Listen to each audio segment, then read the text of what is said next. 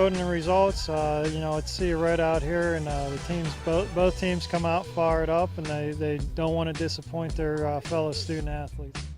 Obviously Whitney and Hokie have been running 1 and 2 all year. They continue to keep the momentum going.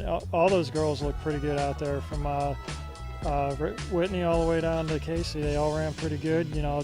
Being meet director, you kind of get tied up and you don't get to see too much of the results, but from the brief moments that I saw, their times looked pretty good on a slick course today with that rain shower coming through.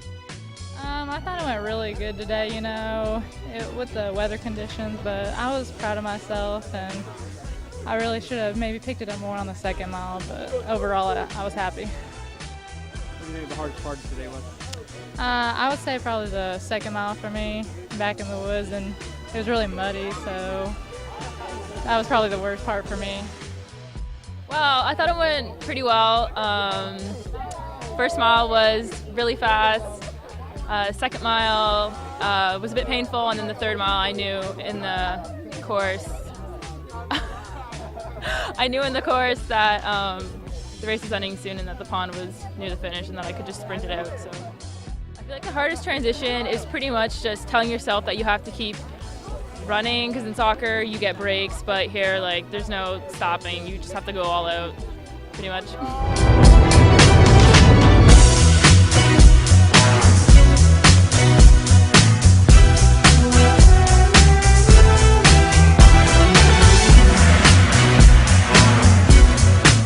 They ran hard. Again, they might have been a little too hyped up with the crowd here. Their first mile is probably a little faster than it should, but a lot of them went out hard and they hung on.